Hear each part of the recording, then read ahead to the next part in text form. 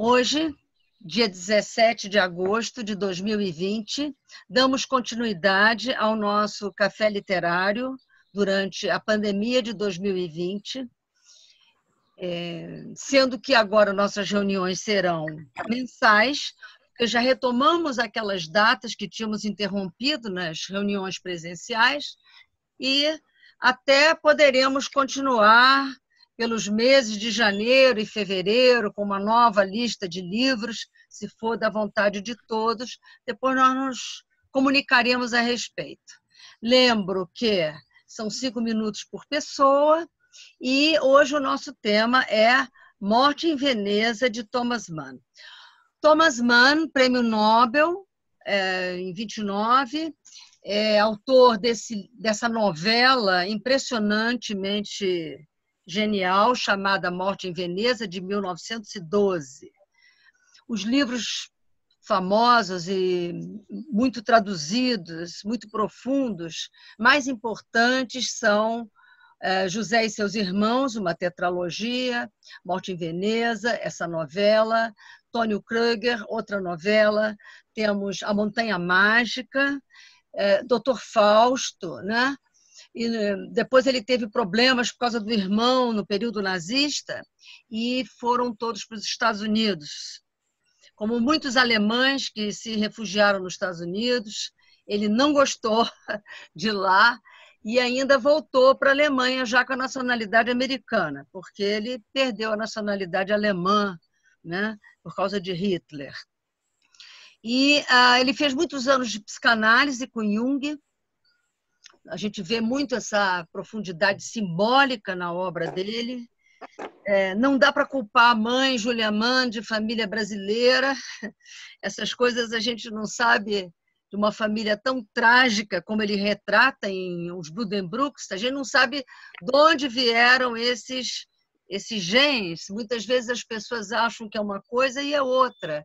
A própria tendência trágica, fáustica dessa vida dessa gente, do comércio de Lübeck, desses negociantes, comerciantes, dão uma certa sensação de tédio e acabam se criando problemas psicológicos quase que insolúveis.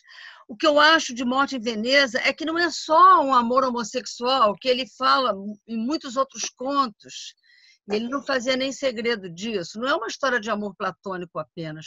É toda uma crítica da cultura clássica, romântica alemã. Nós sabemos que na Alemanha o romantismo tem uma característica peculiar, que começa com o Sturm und Drang, muito emotivo, e depois ele vai para o classicismo, né? Isso está muito claro em Goethe, no segundo Fausto de Goethe, quando há aquela noite das Walpurgis, e aí Goethe se encontra nos braços de Helena de Troia.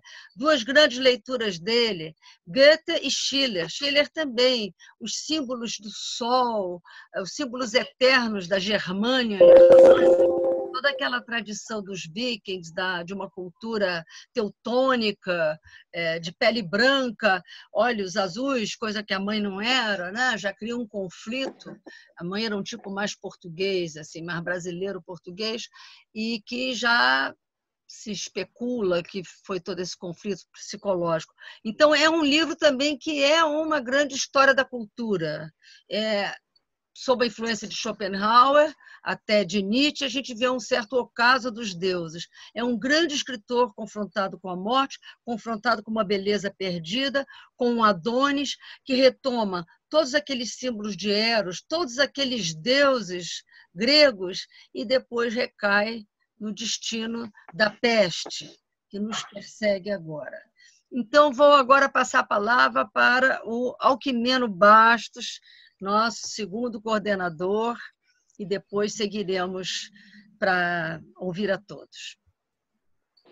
Boa tarde a todos. Antes de qualquer coisa, eu queria deixar talvez um aviso. Se de repente eu sair da tela, é porque eu levantei um pouco para melhorar a dor nas costas. Mas eu volto.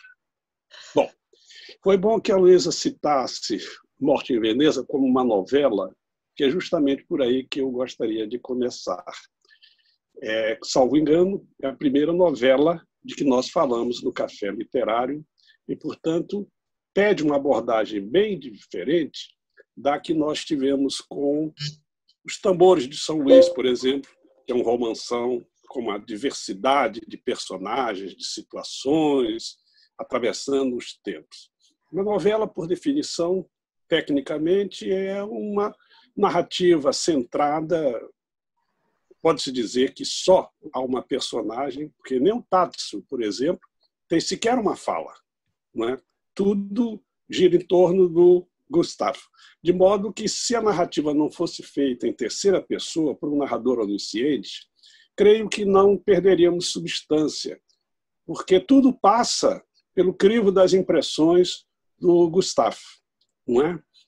E, consequentemente, nós temos aí um número limitado de personagens, nós temos um número restrito de situação dramática, a rigor só uma, que é a estada do protagonista em Veneza, durante o verão, o conhecimento daquela família polonesa na qual se destaca o rapaz, o menino, e uns poucos outros coadjuvantes, como o diretor do hotel, até o surgimento dos primeiros sintomas de uma peste que acabam se confirmando e vai vitimar o Gustavo.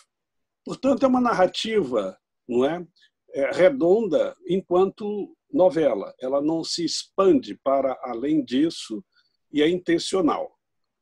Nós não poderemos julgar essa carência de situações dramáticas, de interesse nas peripécias, pelos mesmos critérios que a gente adota para ver um romance como foi exemplarmente Os Tambores de São Luís, no qual não faltaram situações dramáticas. Né?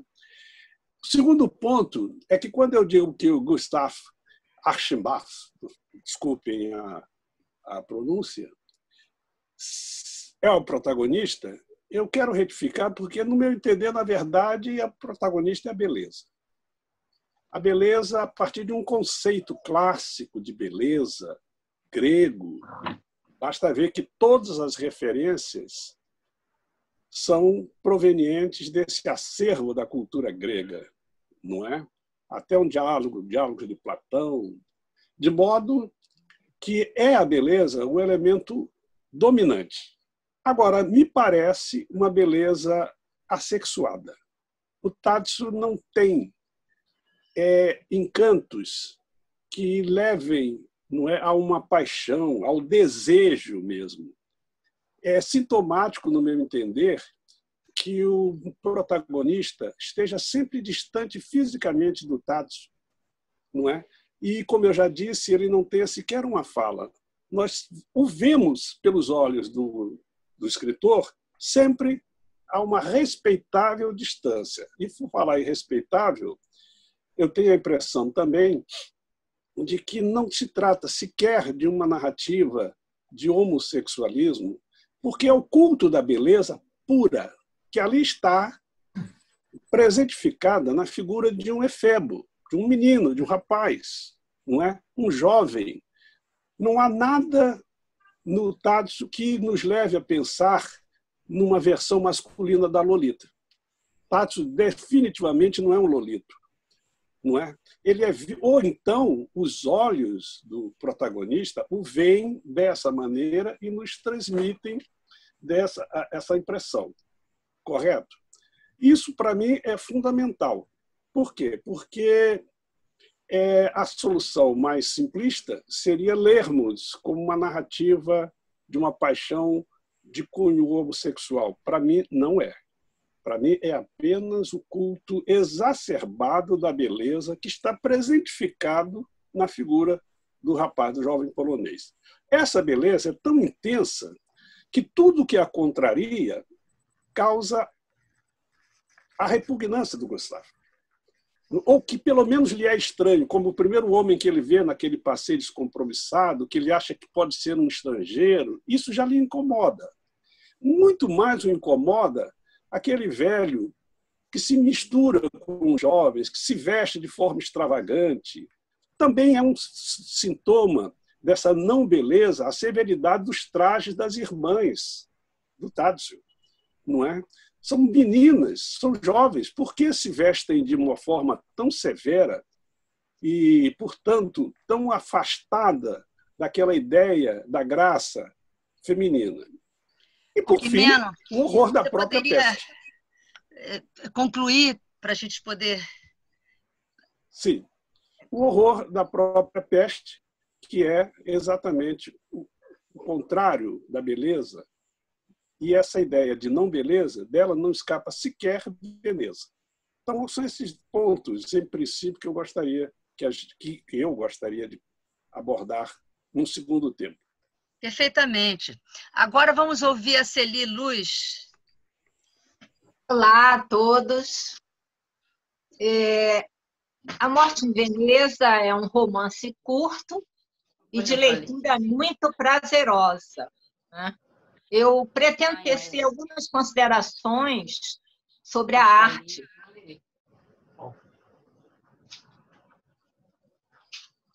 São vários trechos em que o autor Thomas Mann ele causou, assim, para mim, né, um impacto estético. A começar pelas descrições belíssimas que mostram um ato contemplativo. A atmosfera da solidão que permeia toda a obra, né? A vida e a morte. O personagem principal, quase único, não é?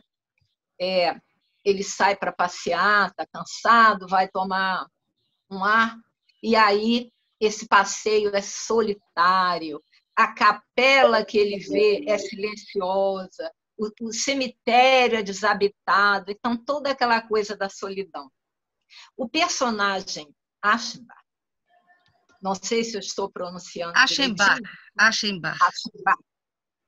O personagem Aschenbach, ele é escritor, ele ama a arte, né? Então, desde cedo, tem sucesso e é muito exigido, se sente na obrigação de grandes realizações, e isso vai estressando, é claro, né? A arte vista aqui como, aspas, virtude que suporta a provação.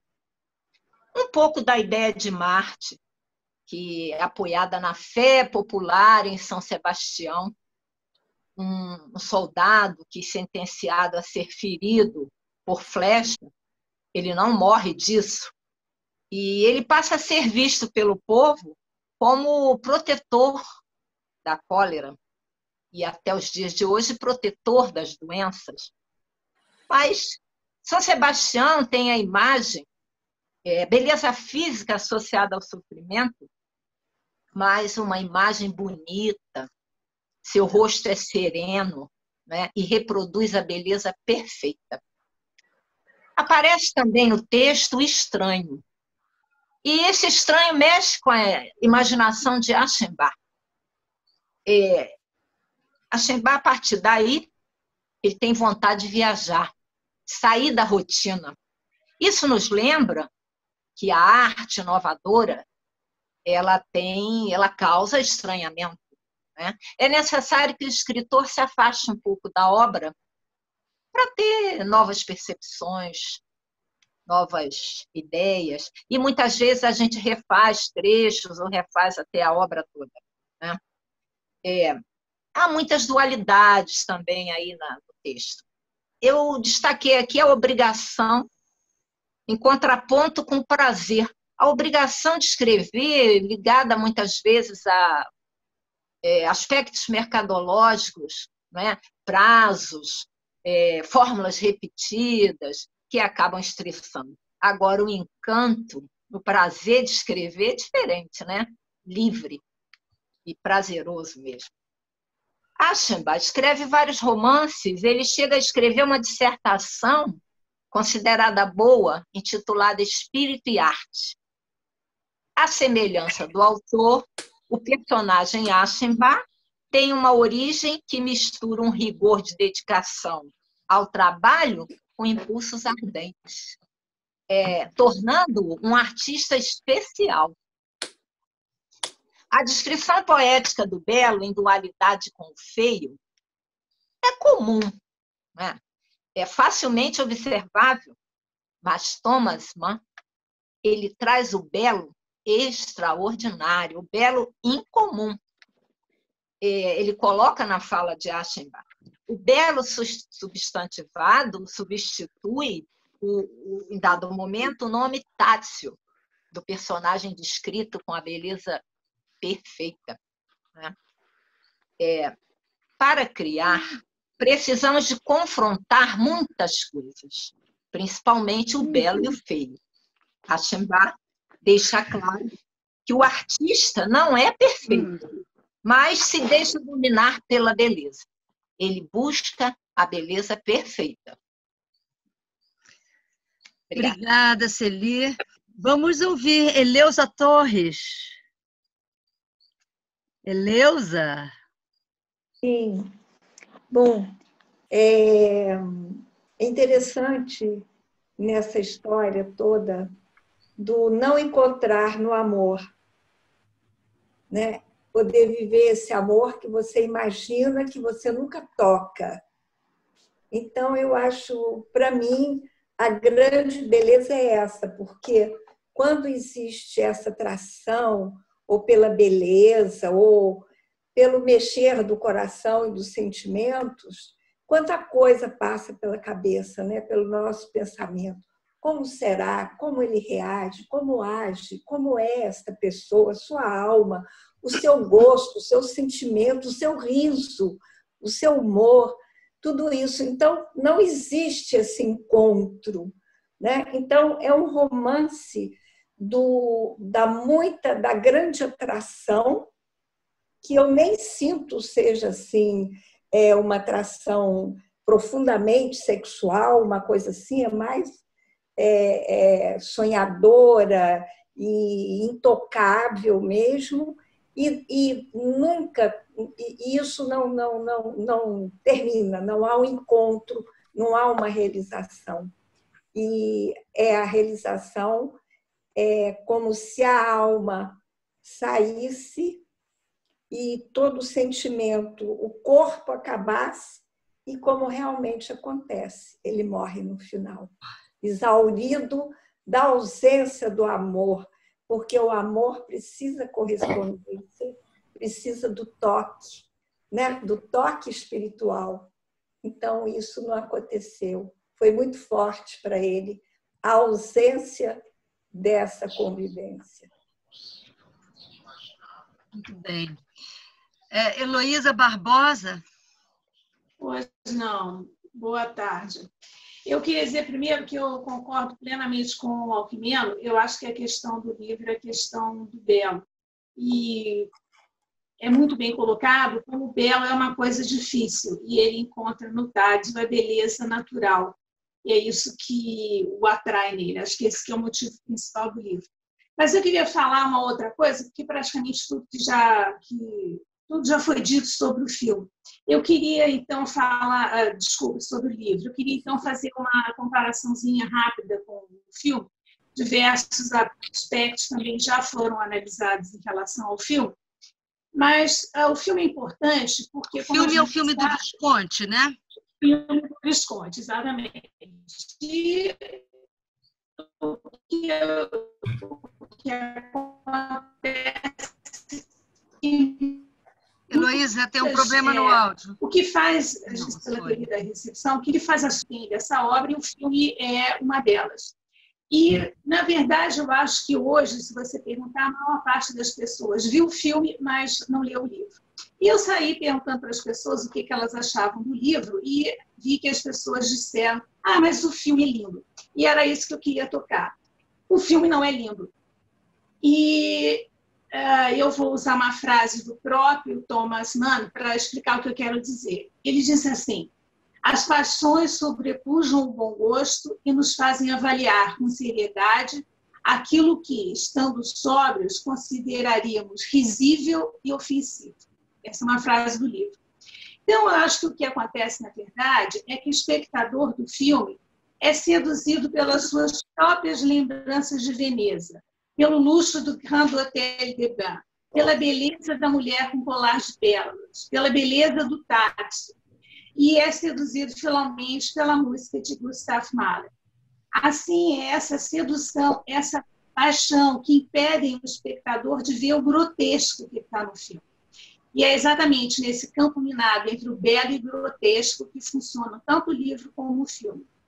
E o espectador, então, não percebe que a Veneza da tela não é a Veneza da sua imaginação.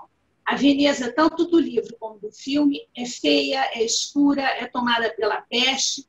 As paredes dos maravilhosos palácios e casarões estão cobertas de cartazes alertando sobre a peste. A cidade está envolvida na fogueira, na fumaça de fogueiras que estão sendo acesas para espantar a peste, ela está cheia de lixo. Desde que o Gustav Aschenbach chega na cidade, ele esbarra com o grotesco. O primeiro é aquele personagem que ele encontra no barco, que é um velho com o rosto maquiado, e que vem a ser ele próprio no final do filme, quando ele aceita fazer aquela maquiagem ridícula para se tornar jovem, para se aproximar do Tátis, e vem morrer com aquela maquiagem escorrendo no rosto. O grotesco vai aparecer também naquela trupe de artistas mambembes que vem se apresentar no hotel. Tomados por uma paixão momentânea que apaga o raciocínio, os hóspedes aplaudem, sorriem, mas quando esses mambembes vêm falar com eles como gente, como pessoas, eles se fecham e aí eles percebem o grotesco. Essa reação é muito mais aparente no livro do que no filme. E no filme, você quer coisa mais grotesca do que a cena em que o menino Tátil toca por Elise para o Gustav, numa cena de sedução explícita, onde ele faz caras e bocas, uma sedução muito mais explícita do que qualquer sedução que o Tátil faz ativamente no livro. No livro, como foi dito até agora, é uma relação distante. Então, eu só dei alguns exemplos, há inúmeros estudos sobre inúmeros aspectos do livro, a questão dos personagens que são tirados e colocados, mas eu queria só colocar essa questão dessa comparação do grotesco e o belo e como nós somos enganados a perceber esse belo. Então, o que o Thomas Mann nos diz é que a paixão nos deixa cegos para coisas e situações que normalmente nós consideraríamos risíveis e ofensivas. É isso. Obrigada. Agora temos Joaquim Rubens. Boa tarde. É a primeira vez que você participa. O J é Joaquim, né? Joaquim Rubens Fontes. Joaquim Rubens. Oh, meu Deus do céu.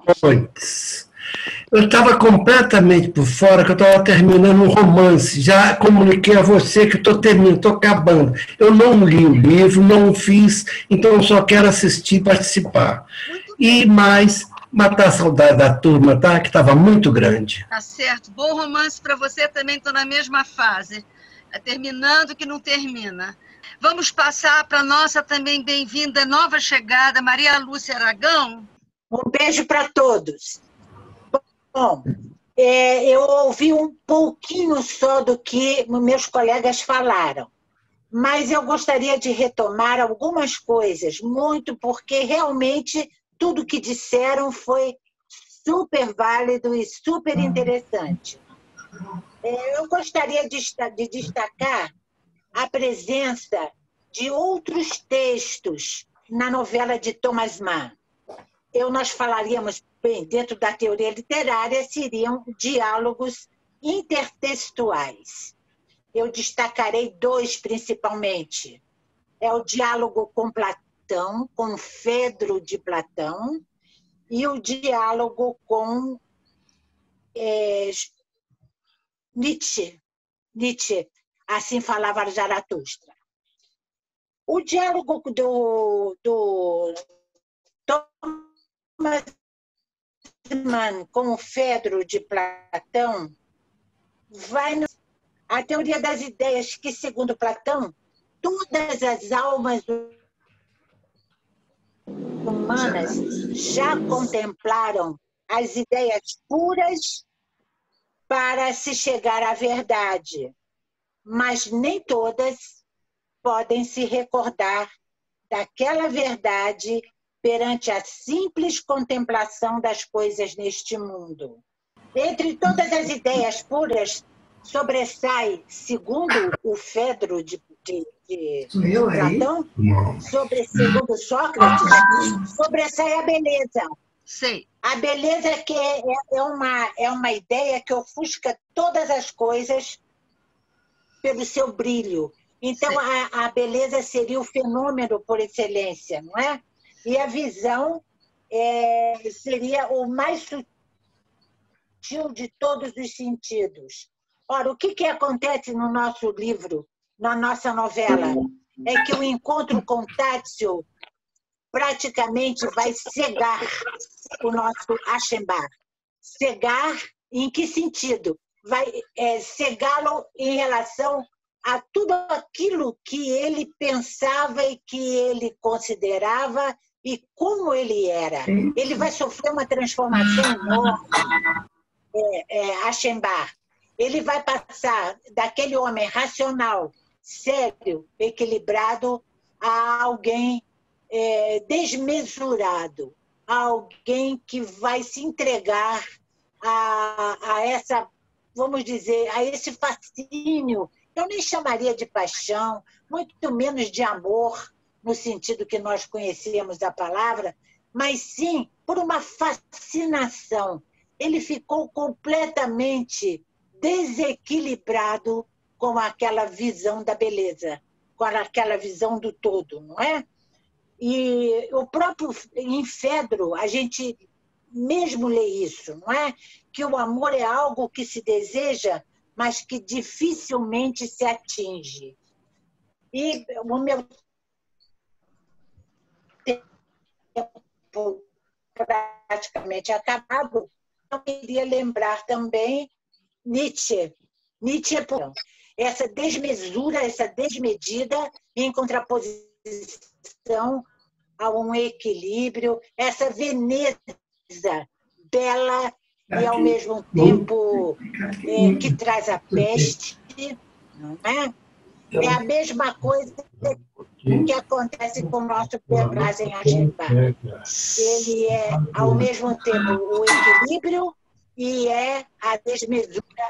Outras coisas nós poderíamos falar, mas fico aqui. Pronto? Sim? Sim. Tenho a palavra? É a segunda vez que eu te chamo, Lígia. Bem, o que mais me impressionou nessa narrativa foi a sensorialidade que emana do texto. Aschenbach é um esquisitão que não se comunica pela palavra. Ele só usa a palavra para a função fática que não conta no livro. Ele apreende o mundo pelos sentidos. Todos os sentidos estão em ação. O que me impressionou, por exemplo, vou começar pelo menos importante. Ele percebe com o corpo os movimentos da barcaça na laguna. Percebe os odores, fétidos ou não, da laguna. É difícil a gente encontrar o odor na narrativa. Ele ouve todos os barulhos em volta dele, mas ele é despertado pelo som do nome do menino, Tássio. Quando chamam esse nome e que ele associa ao Efebo, o mundo dele parece que se transforma. Ele que vê o mundo, que percebe o mundo através do sentido, vai enfatizar agora a visão.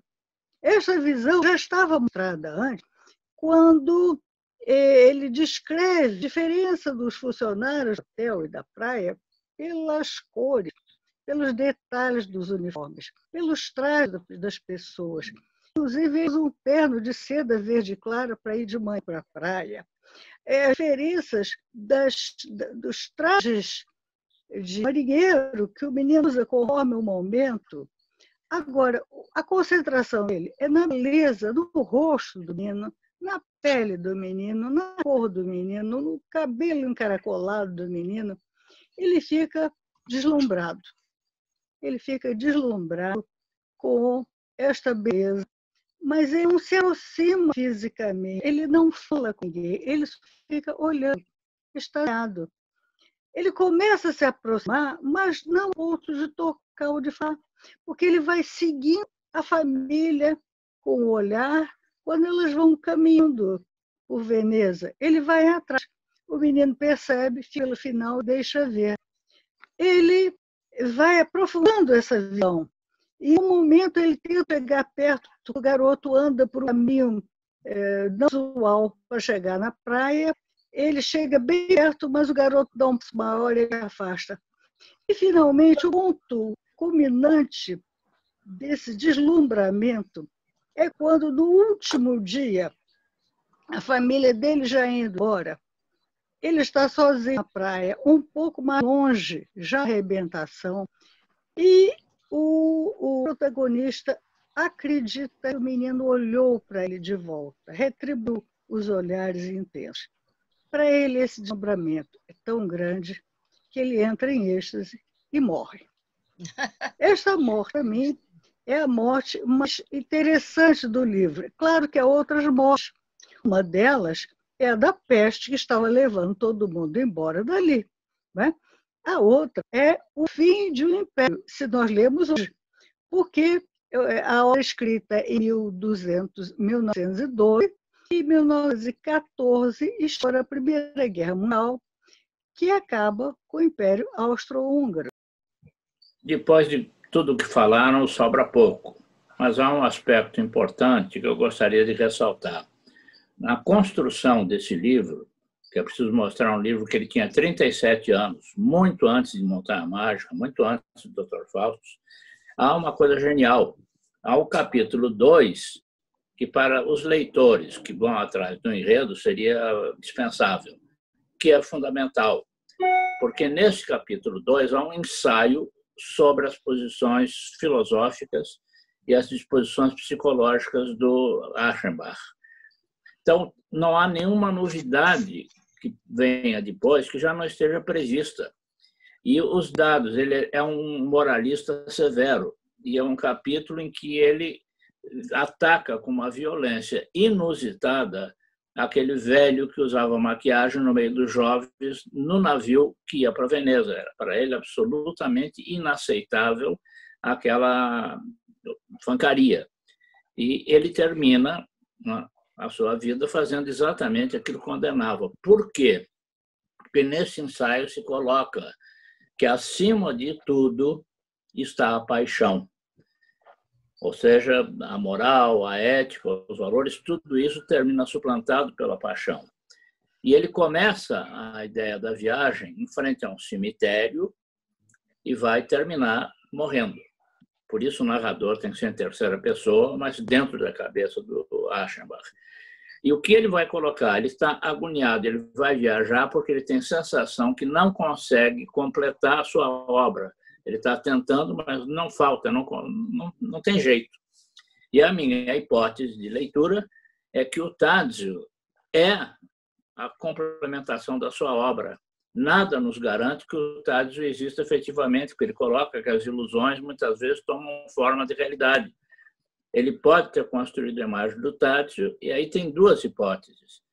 Ou ele nunca vai conseguir fazer uma obra tão perfeita como o Tadzio, ou o Tadzio é a sua mais completa produção. E, por isso, não há razão para continuar vivendo. A morte é a única solução. Quer dizer, então, eu acho que é um livro que é a única novela que eu conheço que é basicamente um ensaio. O capítulo 2 é um ensaio de tudo que vai acontecer depois. Tudo está justificado e explicado, inclusive a ruptura moral, porque a paixão é maior. Ele se apaixona pelo quê? Ele está pela sua obra, que não está sendo realizada, e o Tadzio ou expressa uma beleza que ele nunca alcançará, ou o Tadzio é a beleza que ele consegue construir e que não será jamais superada. Falar mais do que isso seria chover no molhado, porque os outros já disseram tantas coisas que não há necessidade. Modesta. Sônia Zinger. Bom, boa tarde. É o seguinte, eu realmente concordo totalmente com o Luiz Felipe, concordo com o Alquimeno, e mesma coisa, muito difícil falar alguma coisa nova que já não foi dita. Eu acho que A Morte em Veneza é uma pequena, grande obra literária. E por que eu digo isso? Segundo o escritor israelense Amos Oz, ele diz que uma obra literária abre um terceiro na nossa testa e nós ver coisas conhecidas de um modo totalmente novo, e ele não nos faz entrar na pele do outro. E o humano, então, consegue exatamente isso. Ele aguça o nosso olfato, a nossa visão, e ele nos faz viver uma experiência que, ao mesmo tempo, apolínea, do raciocínio lógico, e dionisíaca, que é do caos e dos instintos. Então, essa obra, acho que ilustra muito bem o que Nietzsche disse sobre criatividade e beleza. Ele diz que a criação depende justamente da articulação entre a harmonia e a desordem. Então, como é que Mann faz para a gente, leitor, para a gente viver esse belo que o Luiz Felipe colocou tão... Acho que ele começa com a angústia típica dos escritores, que é o bloqueio criativo. Esse estado de espírito se reflete na percepção que ele tem de Veneza. O céu é cinzento, o mar é parado, a água cheira mal. Ainda muito cedo, ele pensa em ir embora. Mas ele vê Tadzio, e aí, vamos. Então, atordoado com essa beleza desse Ganimedes, ele vai levando o leitor para um mundo mítico, devagarzinho. E com ele, nós vamos percorrendo cada detalhe do corpo daquele modelo grego, num crescendo de emoções até chegar ao clímax, quando ele se permite amar. Então, ele fica assustado, tenta arrasar, mas ele quer ver esse belo. Então, ele entrega a alma a Mefisto. Véspera da morte, ele tem um pesadelo, que é uma dança macabra, né? E no dia seguinte, ele consegue justamente o que ele busca. Ele vive esse belo. É no momento em que Apolo e Dionísio se fundem. E ele, como Semele, se consome em cinzas, porque atingiu o objetivo.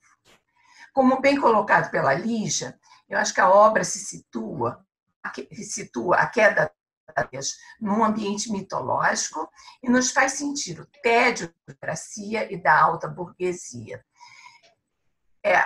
Ele retrata muito bem esse clima da queda. O tom é lento, é melancólico, e eu acho perfeito o Adagietto do Mahler, que o Visconti escolheu como trilha. Eu acho que é a morte de uma época. E é interessante ver como o espaço mítico que Mann cria se mete com esse desenvolvimento de Gustav.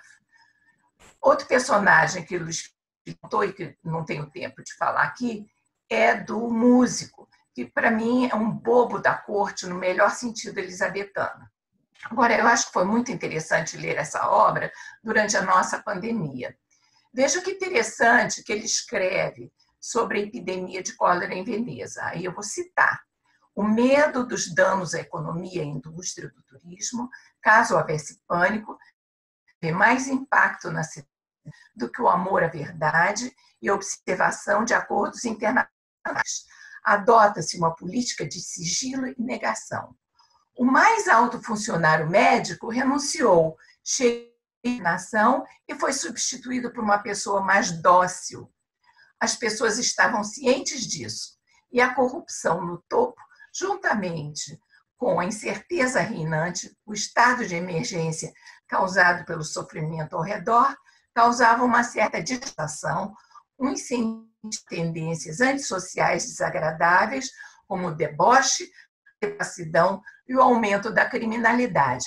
Bem, se isso não é mais atual do que isso, eu acho que é absolutamente impossível. É isso que eu tinha que falar sobre essa obra. As pessoas não moram mais em Veneza. Veneza está condenada a morrer. Eu li há pouco tempo. Inevitavelmente dizem que isso vai acontecer, não sei em quantos anos, né? E tem esse contraste, porque também, como é um polo de turismo, eu, por exemplo, peguei o que eu acho que poucas pessoas pegaram em Veneza, um engarrafamento de gôndola. A gôndola não ia nem para frente, nem para trás. Tanta gente na Praça de São Marco, parecia um show de rock.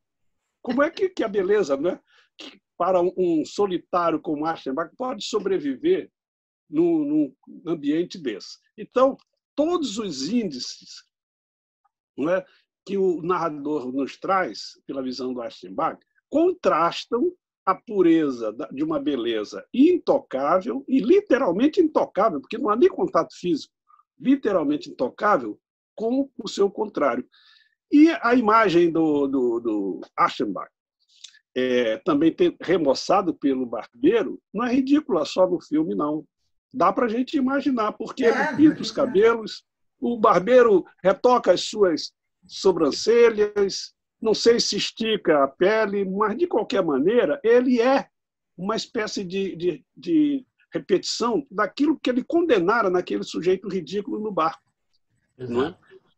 Se isso é, de fato, um movimento para restaurar uma juventude, eu até me dou o direito de pensar que o Aschenbach não aspirava a ser novo outra vez. O que ele queria era, efetivamente, encontrar a beleza que ele já levava como um conceito e que está presentificada no teatro. Feito isso, ele morre. Eu acho que, sendo Veneza, essa cidade toda simbólica, há sempre a presença ali do carnaval, né? É uma cidade em que as pessoas, todo ano, se vestem como se fossem marqueses, no século XVIII, numa época em que os homens se pintavam com aquelas cabeleiras brancas, né? Tem até uns chapéus de navio, tem chapéu de piano, as mulheres se vestem de marquesas, usam aquelas plumas todas.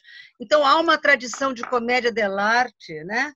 Aquele teatro exagerado que é de malabarismo e, ao mesmo tempo, com essa presença do povo sábio, né? O povo que diz a verdade, um pouco assim como os repentistas, que começam a fazer poema com esse, com aquele, e eles muitas vezes também têm esse ditames sábios, por exemplo, receita de remédios e tal, e tem muito aquelas feiras em Veneza, na tradição renascentista, que é mantida pela prefeitura até hoje. Então, você tem feiras com pessoas se apresentando, com todo tipo de artesanato, todo tipo de arte.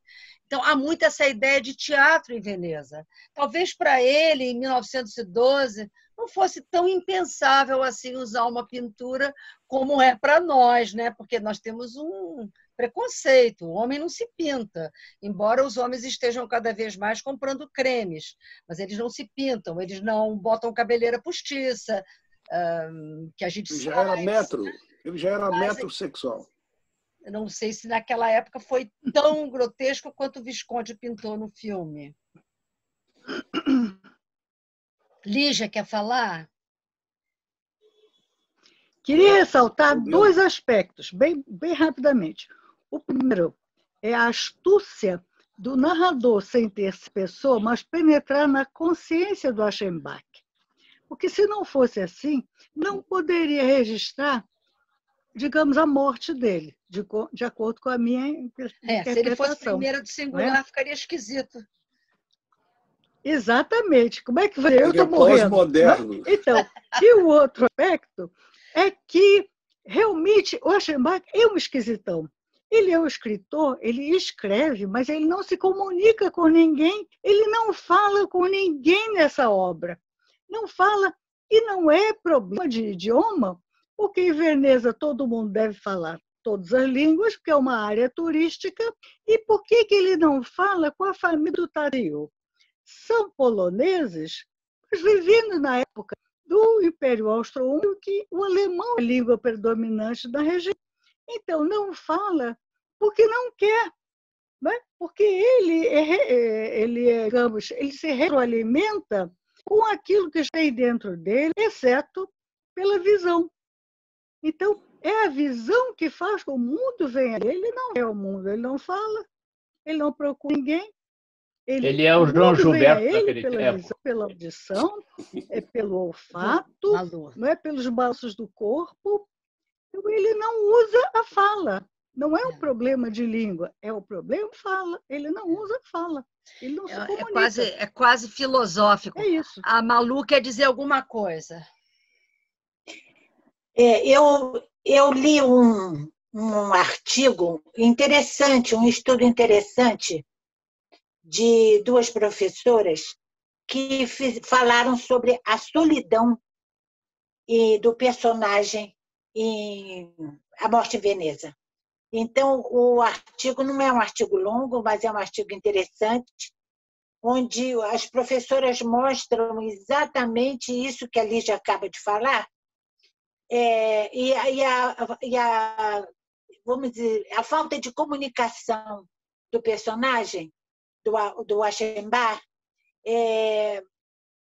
pelo jeitão dele mesmo. É de tal forma que ele vai, por exemplo, a Veneza e ele entra mudo e sai calado. Ele não fala com ninguém. Ele não troca uma palavra com absolutamente ninguém. E isso é uma das características realmente da obra. Outra coisa que eu queria falar, realmente, é sobre o gênero novela, o gênero alemão novela. É interessantíssimo porque nós sabemos que no século XIX a novela romântica alemã e a novela em si teve um desenvolvimento extraordinário com obras incríveis, obras perfeitas, como foram as novelas de Goethe e outros, né? Schiller e outros. Então, essas características da novela alemã, elas vêm bem a calhar nessa Morte em Veneza, porque o Thomas Mann fez uma obra em novela alemã que é um exemplo do estilo. E não é romance, não é o conto, que na verdade os contos eram mais fantásticos, e a gente sabe que a novela trágica alemã, ou a novela romântica alemã, elas quase todas, ou muitas, tinham um fim trágico, tinham um fim triste, tinham muitas vezes com a morte. E é o que faz Thomas Mann nessa novela, não é? Então é um outro filão. Apenas eu estou jogando porque é uma outra forma de se olhar o estilo do Thomas Mann, a obra de Thomas Mann, é através da forma do gênero literário, do gênero novela.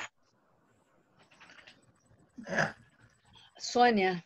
Só completando realmente o que Maria Lúcia falou sobre a novela, o fato de ser, em comparação a um romance, ele é muito mais curto e muito mais rápido que um romance. Tudo acontece de uma forma muito mais rápida, mas não chega a ser um conto, porque o personagem é muito mais complexo do que um personagem de um conto. Então, por isso que ela fica entre...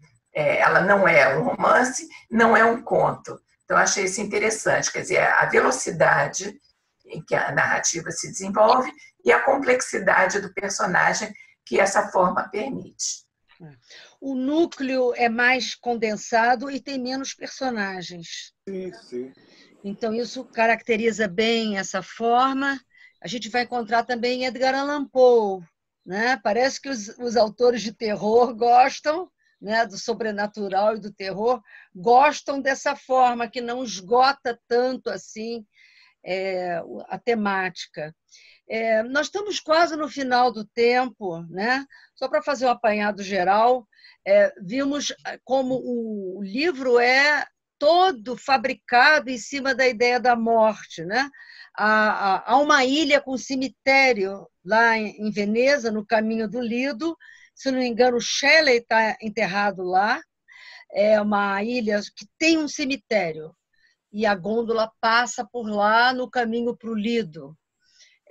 Temos a ideia do esquife, que é preto, invernizado. Temos as figuras mascaradas, que podem ser uma dança macabra, como a Sônia falou. A ideia do grotesco, da lembrança de que tudo que é lindo termina.